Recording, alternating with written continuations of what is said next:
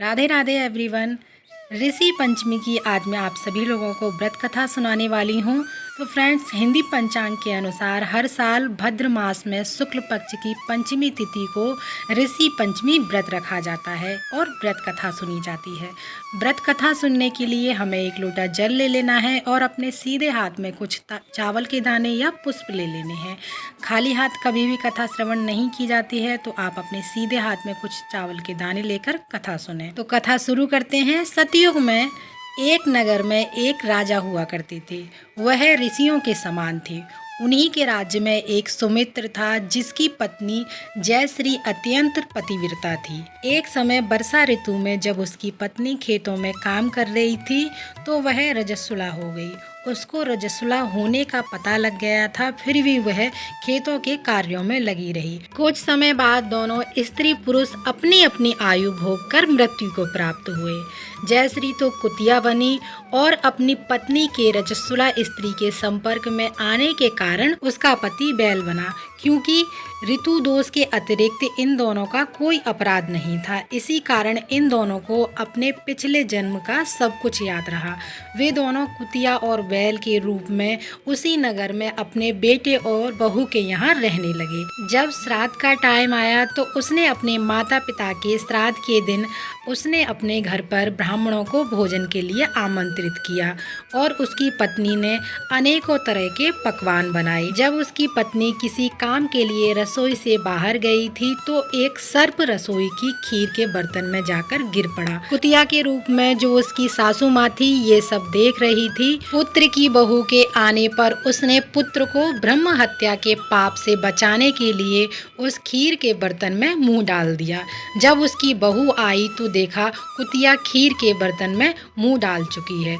बहू से ये सब बर्दाश्त ना हुआ और उसने झाड़ू से उस कुतिया की बहुत पिटाई की। बेचारी कुतिया मार खाकर इधर उधर भागने लगी।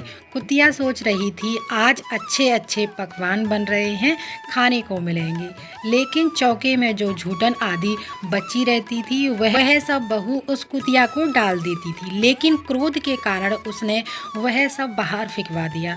सब खाने का सामान फेंकवा कर बर्तन दोबारा साफ करके दोबारा ब्राह्मणों के लिए खाना बनाया। ब्राह्मणों को भोजन कराया। रात्रि के समय भूख से व्याकुल होकर वह कुतिया बैल के रूप में रह रही थी। अपने पूर्व जन्म के पति के पास आकर बोली, हे स्वामी, आज तो मैं बहुत भूखी हूँ।